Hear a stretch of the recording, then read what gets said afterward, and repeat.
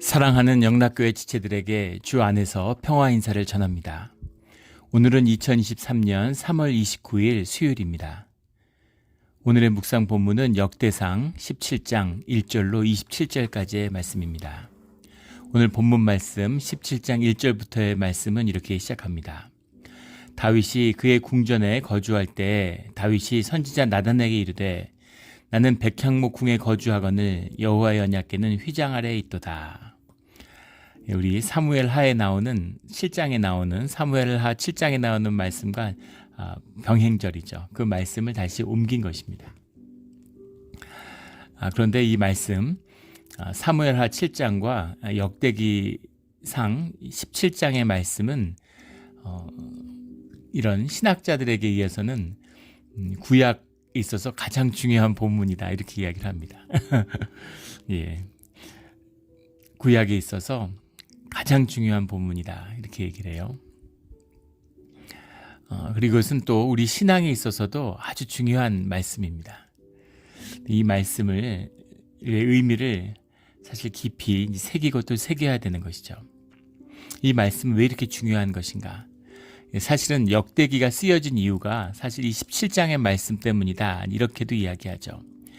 그래서 구약과 신약이라고 하는 것을 연결시키는 이 메시아의 사상, 메시아에 오시는 것을 만드는 메시아의 대망에 그것을 피워낸 그 말씀이 17장의 말씀이다. 또 이렇게도 이야기합니다. 17장의 말씀은 왜 이렇게 중요한 것일까요? 오늘 그 모든 말씀이 이 단 한 절에 나와 있어요. 17장 1절에 이 말씀입니다. 다윗이 그의 궁전에 거주할 때 이 궁전은 다윗이 흥왕한 뒤에 새로 이 궁전을 만든 15장에 나오는 히람의 왕으로부터 목재를 받고 주변의 나라로부터 조공을 받아서 지은 자신의 화려한 궁전을 말하는 겁니다. 그 궁전에 거주하고 있는데 다윗이 선지자 나단에게 이런 얘기를 하는 거예요. 나는 백향목 궁에 거주하거늘 여호와의 언약궤는 휘장 아래 있구나. 자신이 여호와의 궤, 언약궤 주님이 임재하고 주님이 그곳에 계신다고 이렇게 믿고 있는 것이죠. 그런데 자기는 백향목궁에 있는데 이런 멋진 궁전에 살고 있는데 주님은 텐트에 머무르고 계시네 이런 겁니다. 이것이 다윗의 마음인 것이죠. 다윗을 주님이 사랑하셨는데 왜 다윗을 사랑했는지 이게 사랑의 마음이죠. 다윗이 일개 인간이잖아요. 주님의 피조물이고 잠깐 있다가는 그런 존재입니다. 그런데 다윗이 하나님 걱정을 했어요. 하나님에게 마음이 가고 마음에 안쓰러운 마음이 있는 겁니다. 하나님 이렇게 좋은 궁전에 살고 있는데 주님은 장막에 머물고 계시네. 언약궤는 여호와에게는 장막 안에 있구나. 그런 안타까운 마음을 이야기한 거죠. 이 마음이 주님을 완전히 감동시킨 것입니다. 주님이 이 마음에 완전히 그냥 너무너무 큰 마음에 주님이 위로를 받으셨다고 해야 될까요? 주님이 너무 좋으신 거예요. 아마 세상을 만들고 인간을 만든 보람을 느끼신 순간이 아니었을까. 주님이 기대하시는 것, 주님이 기대하시는 우리의 신앙, 우리의 믿음, 그 모든 것이 한마디에 들어있습니다. 주님이 이걸 구하시는 거죠. 아버지가 재벌이에요. 자식에게 돈을 주는 거죠. 자기가 번 모든 걸 자식이 갖고 누리기를 바라는 겁니다. 근데 그 아들이 어느 날 길에 가다가 붕어빵 굽는 걸 보고 어릴 때 아버지가 붕어빵 좋아하셨는데 그래서 그 붕어빵을 사서 아버지한테 드리려고 가지고 오는 거죠. 거기에 아버지가 감동을 받는 겁니다. 붕어빵 때문이겠어요? 마음이죠. 마음입니다. 다윗의 이런 마음. 주님께 은혜를 받고 주님에게 축복을 받은 사람이 수도 없었죠. 근데 다윗과 같은 사람은 없었던 겁니다. 하나님을 생각하는, 나는 이렇게 좋은 집에 사는데 주님은 텐트에 머무르고 계시네 하는 그 안타까운 마음, 그 마음이 주님을 완전히 감동시키신 겁니다. 그래서 주님이 그 엄청난 축복을 다윗에게 부어주시죠. 흔히 얘기하는 5가지의 큰 축복, 이스라엘의 축복을, 새로운 언약, 아브라함에게 주셨던 언약, 모세에게 주셨던 언약, 그것처럼 다윗에게 새로운 언약을 주세요. 이 언약을 받게 되는 겁니다. 근데 사실 다윗은 이 얘기밖에 안 했어요. 나는 백항목 궁에 거주하거늘 여호와의 언약궤는 휘장 아래 있도다. 이 말밖에 안 했습니다. 그러니까 이 얘기를 나단이 듣고서, 선지자 나단이 듣고 다윗에게 아뢰되 하나님의 왕과 함께 계시니 마음에 있는 바를 모두 행하소서. 주님이 함께하고 계시는데 꺼릴 게 뭐가 있습니까? 맞는 말이죠. 정답입니다. 마음에 있는 말을 모두 행하소서. 뭘 행하든 하나님이 함께 하시고 하나님의 뜻으로 받아주실 텐데 뭘 걱정하십니까? 라고 하는 아주 정답을 이야기했어요. 3절에 그 밤에 하나님의 말씀이 나단에게 임하여, 나단이 이렇게 이야기를 했기 때문에 그것을 바로잡기 위해서 하나님이 오신 거죠. 사실은 왜냐하면 하나님에게 물어보지 않았어요. 하나님의 뜻을 확인하지 않았어요. 그런데 마음에 있는 대로 하십시오 라고 얘기한 겁니다. 근데 하나님의 뜻을 말씀하려고 왔는데 사실 그 뜻을 잘 봐야죠. 4절에 가서 내 종 다윗에게 말하기를 여호와의 말씀이 너는 내가 거할 집을 건축하지 말라 이렇게 분명히 말씀하십니다. 야, 건축하지 마 이렇게 분명히 말씀하셨다는 거죠. 사무엘하 7장 5절에는 조금 다르게 돼 있어요. 전체적인 맥락은 다 같지만 내가 나를 위하여 내가 살 집을 건축하겠느냐, 네가 내 집을 짓겠다고? 내가 언제 집 지어달라고 그랬어? 이런 이야기죠. 뭐라고 말씀하시냐면 5절에 내가 이스라엘 애굽에서 올라오게 한 날부터 오늘까지 집에 있지 아니하고 오직 이 장막 저 장막에 있으며 성막과 저 성막에 있었느니라 이렇게 말씀하시는 거예요. 내가 늘 텐트에 머물고 너희가 옮겨 다녀도 내가 늘 텐트에 장막에 있었지 내가 언제 집에 있은 적이 있느냐. 집이라는 건 이제 대들보를 얹어서 지붕을 얹은 그런 집을 얘기하는 거죠. 내가 언제 그런 데 있은 적이 있어. 나는 늘 텐트에 있었잖아. 네가 나를 위해서 살 집을 짓겠다고? 네가 여호와 하나님이 살 집을 짓겠다고? 그렇게 말씀하시는 거예요. 예전에 한국에 보일러 광고가 있었죠. 무슨 보일러였는지 기억이 안 나는데 광고에 보면 며느리가 이제 시골에 그 시댁 부모님께 전화를 드리는 그 통화 내용인 거죠. 근데 사람은 안 보이고 눈 내리는 시골집이 이렇게 보여지는데 이제 그렇게 얘기하는 거예요. 시부모님이 뭐 겨울에 춥지 않으세요? 이렇게 오래돼서 정확히 기억은 안 나는데 춥지 않으세요? 이러니까 하나도 안 춥고 아무것도 필요 없다. 아무것도 사지 말고 다 아무것도 필요 없어. 다 있어. 이렇게 이야기를 하고 끊어요. 그러니까 며느리가 남편한테 시골 아버님 댁에 부모님 댁에 보일러 놔드려야 되겠어요 하면서 그게 광고가 끝이 나죠. 아무것도 필요 없어 라고 했는데 마음을 읽은 거죠. 보일러를 놔드려야 되겠구나 이렇게. 주님이 네가 내 거할 집을 건축하겠다고? 내가 무슨 집에 머무니? 내가 늘 장막에 있었는데 내가 언제 집 져달라고 그랬니? 하고 마치 화를 내시는 것처럼 무슨 집을 져? 집 짓지 마 이렇게 얘기하시는데 집을 지어야 되겠구나 이런 마음이 든 것이죠. 근데 집을 짓고 안 짓고는 중요하지 않아요. 그리고 정말 주님 말씀처럼 무슨 집에 머물겠습니까? 그리고 내가 거할 집을 건축하지 말라는 주님의 말씀도 분명한 것입니다. 사실은 중요한 건 집이 아니죠. 중요한 건 마음입니다. 근데 다윗의 이 마음을 주님이 받으신 거예요. 다윗은 이 한마디 했어요. 나는 백향목 궁에 거주하거늘 여호와의 언약궤는 휘장 아래에 있도다. 그 마음 하나가 주님을 완전히 움직인 겁니다. 주님이 놀라운 축복을 해 주시는 거죠. 7장에 보면 내 백성 이스라엘의 주권자로 삼겠다 이렇게 말씀하세요. 그리고 8절에 세상에서 존귀한 자들의 이름같이 내 이름을 존귀하게 만들어주겠다. 두 번째 축복을 하시죠. 9절에 가면 내 백성 이스라엘 위하여 한 곳을 정하여 그들을 심고 그들이 그곳에 거주하면서 다시는 옮겨가지 아니하게 하며 악한 사람들에게 전과 같이 그들을 해치지 못하게 하여. 이스라엘이 떠돌아다니는 그런 민족으로 살았잖아요. 광야의 길 걸었는데 이제는 떠돌아다니지 않게 하겠다라고 하는 축복을 주시죠.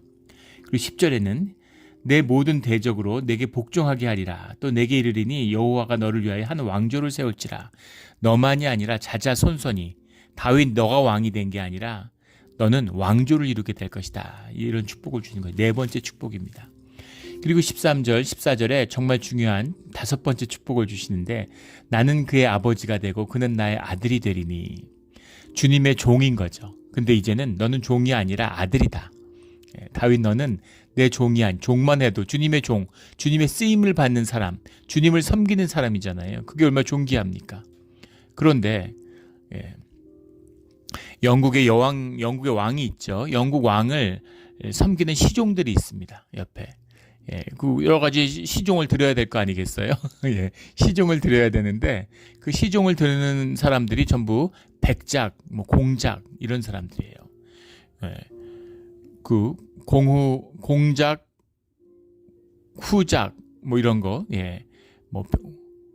백작, 자작, 남작 이렇게 돼 있죠. 정확한 순서인지 모르겠는데 그런 그 귀족도 서열이 있는데 그 귀족 중에서도 가장 높은 귀족들, 이런 귀족들이 왕의 시종을 합니다.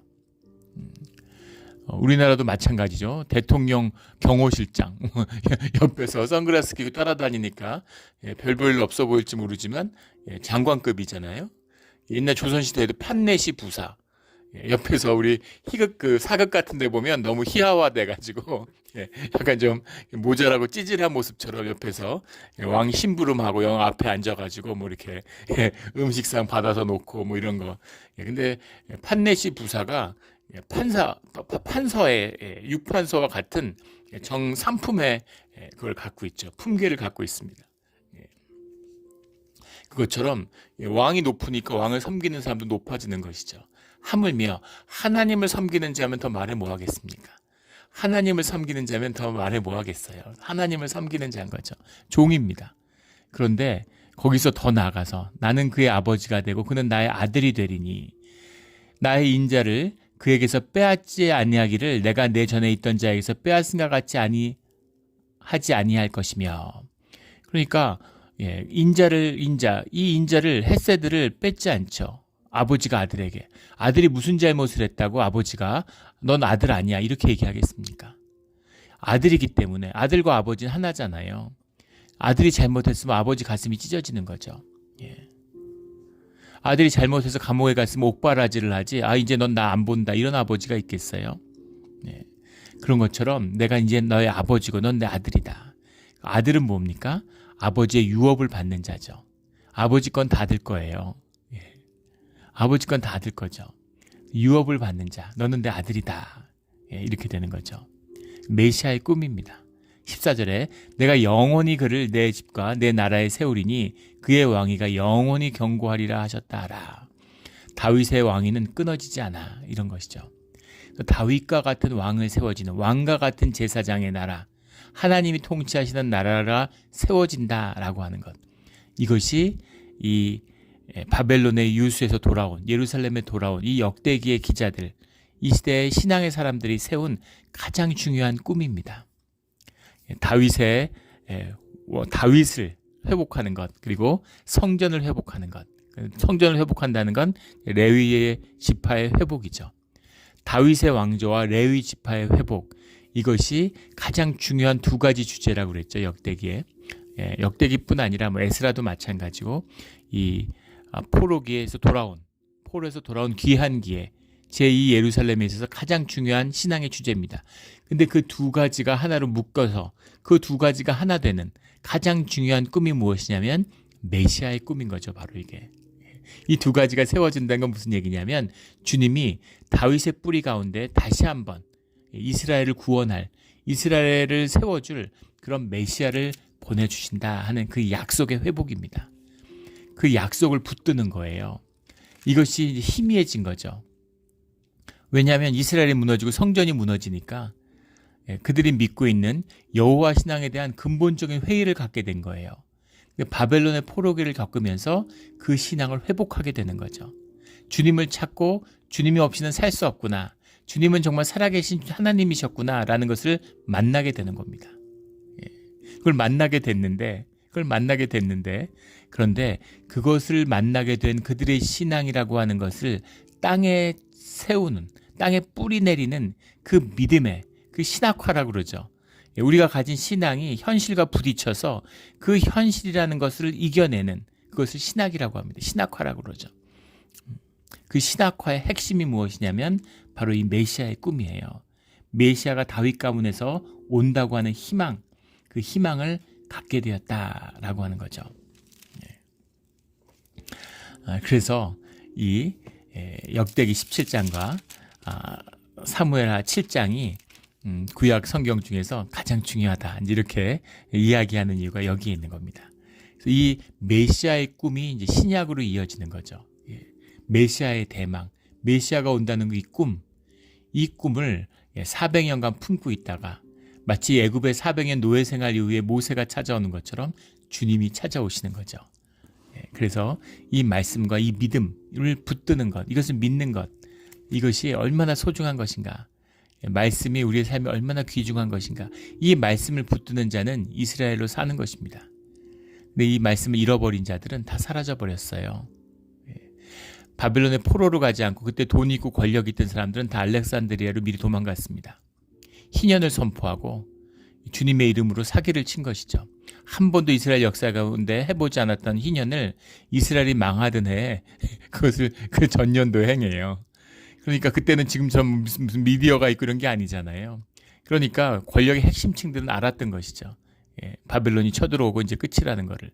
그러니까 희년을 선포해가지고 땅을 물린다고 자기들이 가진 땅을 동포들에게 다 팔아먹고 그 돈을 챙겨서 이집트의 알렉산드리아로 도망간 것이죠. 그래서 알렉산드리아가 굉장히 번창하고 그 유대인들의 공동체가 어마어마했다는 겁니다. 그런데 다 사라져 버렸죠.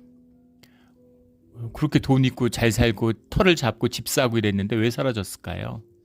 스피릿을 잊어버렸기 때문입니다. 주님을 찾는 마음, 그 진실한 마음, 그 비밀을 잊어버렸기 때문이죠. 놀랍게도 노예로 끌려가서 3대를 노예 생활을 했던, 내 믿음을 잃지 않고 그 안에서 믿음이 회복되어서 예루살렘으로 돌아온 자들이 있다는 겁니다. 그 남은 자들이 메시아의 꿈을 갖게 된 것이죠. 이 꿈이 기독교가 쇠퇴해가고 교회가 쇠락해가는 이 시대에 우리가 다시 한번 이 믿음이, 메시아의 이 믿음이 회복되는 신앙의 실제를 만나는 그런 우리의 신앙의 자리가 되기를 주의 이름으로 축원합니다. 이 말씀을 받았죠. 15절에 나단이 이 모든 말씀과 이 모든 계시대로 다윗에게 전하니라. 나단이 왜 주님의 선지자인지를 알 수 있는 그런 말씀이죠. 2절에는 다윗에게 아주 확약을 했죠. 마음에 있는 대로 하십시오. 그랬는데 주님의 말씀이 임하니까 그대로 다윗한테 가서 그것을 전한 거예요. 축복의 말씀이니까 다윗이 감격했겠지만 이 말씀의 핵심 가운데는 다윗이 성전을 건축하지 못한다. 너는 건축하지 마라. 이거죠. 성전이라는 건 주님의 임재고 주님이 우리와 함께 하신다는 건 우리의 화목 가운데 함께 하시는 거죠. 근데 다윗은 너무 많은 피를 흘렸어요.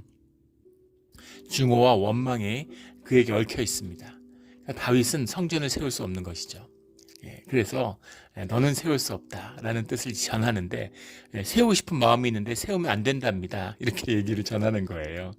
이게 쉽겠습니까?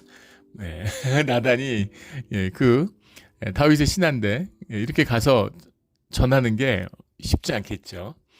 그리고 어제 와서 이렇게 확약해놓고 다음날 와가지고 주님 뜻이 그게 아니랍니다. 이렇게 얘기하는 게 굉장한 용기가 필요한 것이겠죠. 근데 용기도 있고 정직한 진실한 사람이다. 나단이 왜 주님의 사람인가 하는 것도 분명히 볼 수 있습니다. 늘 이렇게 주님의 말씀 가운데 감추는 것이 없는, 숨기는 것이 없는 진실한 용기 있는 말씀대로 살아가는 우리 모두가 되기를 주의 이름으로 축원합니다. 이 다윗의 축복을 받았어요. 이 다윗의 축복을 다윗에게 임하니까 16절에 다윗 왕이 여호와 앞에 들어가 앉아서 이르되 여호와 하나님이여 나는 누구이오며 내 집은 무엇이기에 나에게 이에 이르게 하셨나이까. 주님 어떻게 이렇게까지 큰 축복을 주실 수가 있습니까 하는 이건 말할 수 없는 벅찬 감격이죠.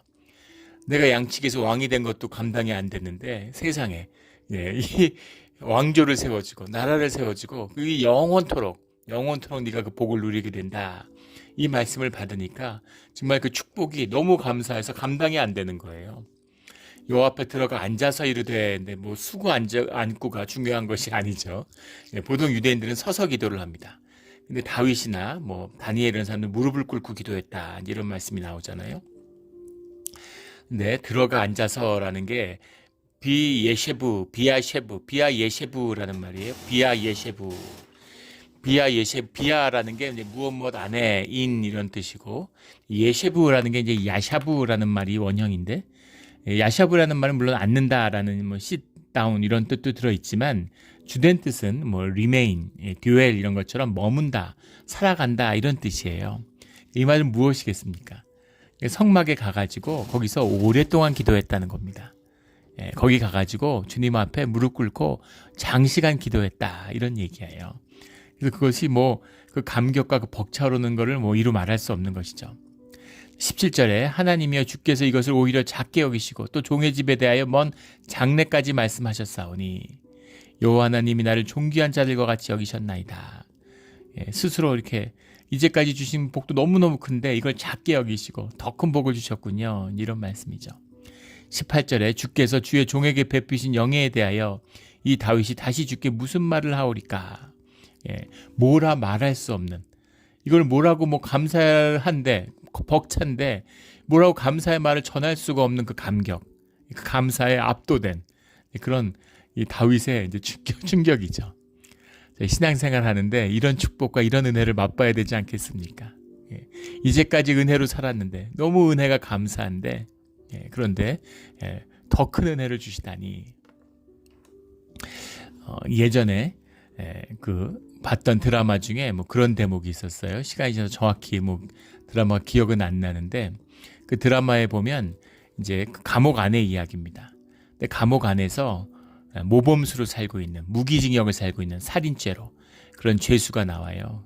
근데 사람이 뭐 원래도 그렇게 나쁜 사람은 아니었을 것 같은데 욱하는 마음에 사람을 칼로 찔러 죽여서 이제 무기징역을 살고 있는데, 그 사건을 치고 구속되기 전날 사실은 같이 살던 여인이, 부인이 임신을 했는데 그 얘기를 안 해주고 이제 감옥에 갔다. 뭐 드라마적인 설정이죠.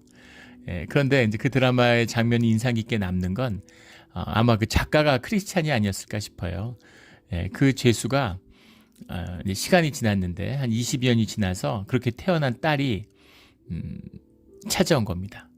대학에 가서 장학금을 받게 됐는데 장학금 이제 증빙 서류를 내려고 주민등록 등본을 떼보니까 아버지가 있는 거죠. 아버지 돌아가셨다고 어릴 때도 한 번도 본 적이 없는데, 그래서 어머니한테 물어보니까 아버지가 이런 사람이었다. 그래서 면담을 한다, 인터뷰한다라는 그 속이고 아버지를 만나는 거예요. 궁금하니까. 근데 어머니가 아버지한테 원망이 없고 아버지 정말 좋은 사람이었다라는 얘기를 들었기 때문에 이제 그것이 사실인가, 그리고 아버지가 알고 싶었겠죠. 그래서 아버지를 만나는 그 이야기를 하다가 이제 느끼는 거죠. 영이 아는 거죠. 그래서 자기 딸인 걸 알게 됩니다. 근데 그걸 알게 되고, 통곡을 하고, 그 다음에 이제 채플에 가서 기도하는 장면이 나오는데 그 기도가 기가 막힌 기도를 해요. 아마 그 작가가 그런 믿음과 감사가 있는 사람이었겠죠. 그런데 뭐라고 기도를 하냐면 너무너무 감사해서, 너무 감사하다고. 다 주님의 은혜였고 이렇게 살아온 것도 은혜고 나같이 보잘것없는 사람에게 어떻게 이런 은혜를 주실 수가 있습니까? 하면서 눈물의 감사의 기도를 드려. 아무것도 주님께 구할 것이 없고 너무너무 감사뿐이다. 그리고 이렇게 귀한 딸도 보게 해주시니, 그 평생을 감옥에 살더라도 원망 없이 늘 주님께 감사하며 살겠다. 그런 기도를 드리죠. 드라마인데 그 드라마를 보고 그 신앙이에요. 다윗의 기도와 같은 것입니다. 근데 드라마니까 허구니까. 그런데 이제 그 기도를 마치고 돌아오니까 이제 크리스마스 특사가 돼서 출소하게 됐다, 이런 축하를 받는 이제 그런 장면이 나옵니다. 그런 하나님에 대한 감사, 감사를 만나는 거죠. 그 마음, 그 마음을 주님이 구하시는 겁니다. 그래서 주님이 기쁘신 거죠.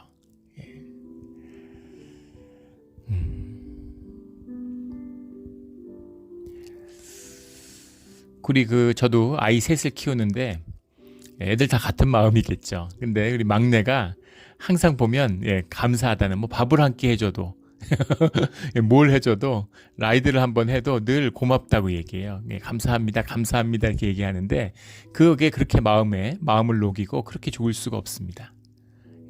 무슨 공치사 듣고 싶어서가 아니라 그 마음이 막내를 보면 4살 때 엄마가 암투병을 하고 제대로 엄마의 관심과 사랑을 못 받았어요. 그리고 8살 때 엄마가 떠났습니다. 늘 보면은 미안하고 안쓰러운 마음이 있죠. 그런데 잘 자랐죠.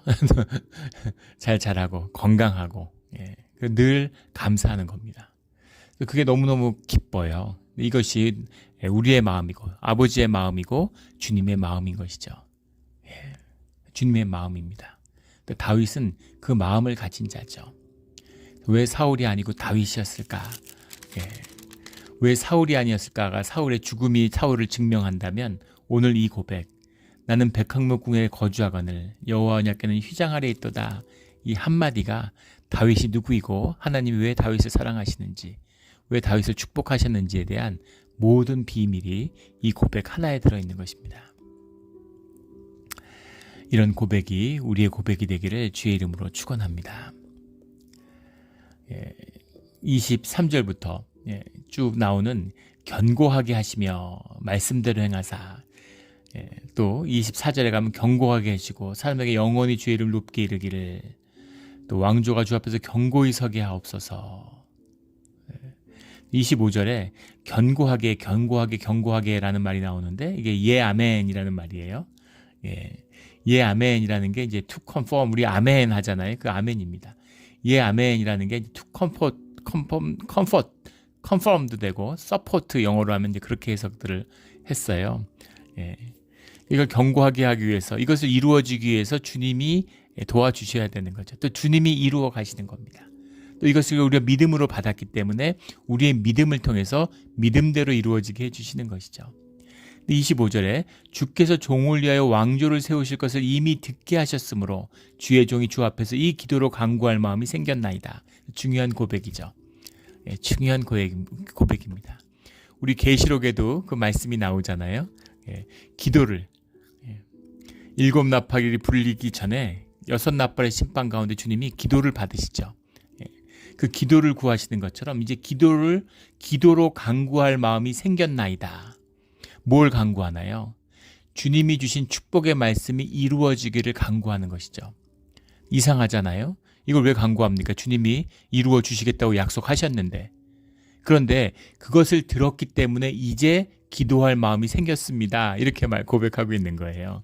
다니엘이 70년 그 바벨론 유수가 끝나는 시간을 듣게 되죠. 70년으로 끝난다는 걸 알게 돼요. 그러니까 그것을 끝나게 해달라고 기도합니다. 엘리야가 오랜 장마가 끝날 것이라는 말씀을 들어요. 그러니까 그것을 끝내게 해달라고 기도합니다. 이상하잖아요. 간구의 기도면 간구했고 들어주시겠다고 말씀하셨잖아요. 우리 애를 꼭 스탠포드 가게 해주세요라고 기도했는데 주님이 그래 네 뜻대로 이루어지리라 말씀하셨으면 됐구나, 갔구나. 한국에서 대학 20대가 되면 난리 납니다. 교회 새벽 기도가 미어 터져요. 그리고 무슨 중보 기도회도 하고 그 열기가 굉장합니다. 주님 바로 오실 것 같아요. 얼마나 열심히 기도하고 뜨거운지. 40일 금식 기도도 하고. 그런데 사순절에는 기도하러 안 오는 겁니다. 내 자식을 좋은 대학 보내는 거에는 정말 더함이 없는, 타는 불로 제사로 내어줄 것 같은 자신의 몸을, 그런 열심이 있는데 주님의 십자가의 묵상은 그건 나하고는 상관없는 거죠.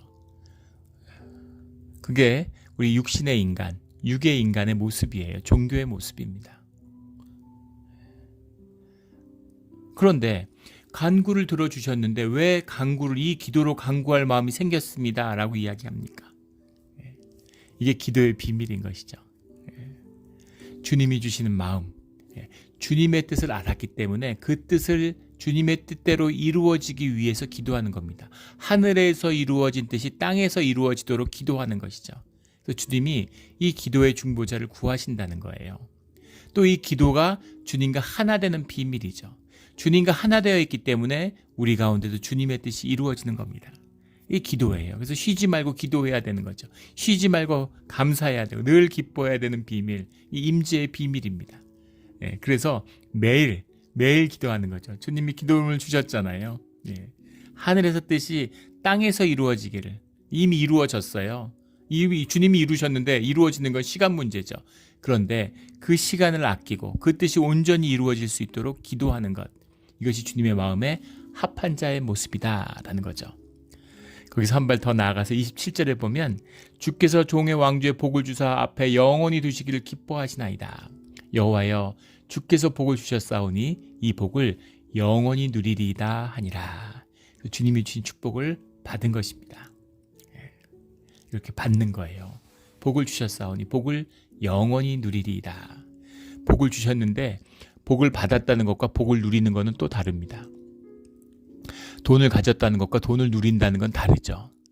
돈이 있는데 세상에 가난하고, 돈이 있는데 세상에 인색하고, 돈이 축복이 안 돼요. 돈을 가졌는데 저주가 되는 겁니다. 우리가 그런 집들을 수도 없이 보죠. 형제끼리 싸우고 부모 자식 간에 싸우고, 돈이 뭐길래 참 무섭잖아요.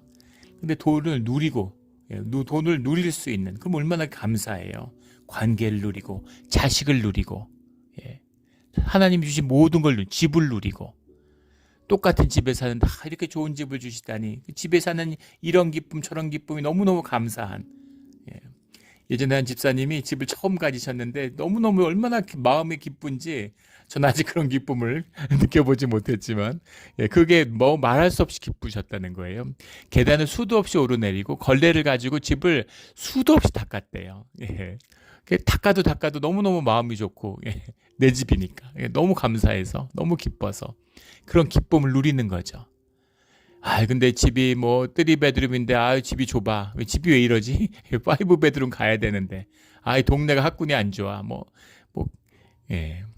어떤 집에 살면 감사가 있겠어요? 어떤 집에 살면 만족이 있겠습니까? 무슨 집에 살면 누릴 수 있겠어요? 우리의 마음이죠. 이 마음, 그 마음을 주님이 주시는 겁니다. 주님께 기도하지 않으면, 주님과 함께하지 않으면 절대 주님이 주시는 복을 누릴 수 없어요.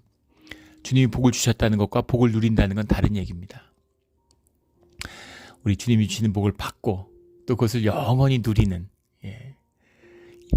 인디비주얼에 빠져 있으면, 에고에 빠져 있는 사람이면 내가 복을 누려야지, 내 자식들 복 누리는 게 뭐가 중요해, 이럴 수도 있겠죠. 그러니까 자식하고 소송하는 사람이 있는 거잖아요. 그게 아닌 겁니다. 무차원의 세계, 무한 차원의 세계에 영생의 기쁨을 맛본 사람이죠. 영원히 기뻐하는 겁니다. 육신의 얘기가 아니죠. 이 영원한 축복을 영원히 누리는 그 기쁨을 지금 이 순간, here and now에서 그 기쁨을 만나는 것이죠. 이것이 신앙입니다. 이것이 신앙이에요. 신앙을 보통 연금술에 비유하지 않습니까? 어떤 걸 들고 와도, 무슨 돌을 들고 와도 다 금으로 바꾸는, 이 주님과 함께하는 복된 자의 복입니다. 이 복을 누리는 우리의 신앙, 우리의 믿음이 되기를, 이 다윗의 고백이 우리의 고백이 되기를, 다윗의 축복을 우리의 심령으로 받아서 오늘 주님께 감사하는 우리 모두가 되기를 주의 이름으로 축원합니다. 아멘. 기도드리겠습니다. 하나님 아버지, 감사합니다. 우리도 다윗과 같은 마음이 되기를 원합니다. 우리 안에 그런 마음이 있습니다. 주님, 다윗의 고백이 우리의 고백이 되게 해주시고, 다윗처럼 주님을 생각하는, 주님을 먼저 생각하는 그런 마음, 주님을 기쁘게 해드리는, 주님에게 사랑받는 그런 주의 자녀가 되게 하여 주시옵소서. 감사하며 예수 그리스도의 이름으로 기도드렸습니다. 아멘.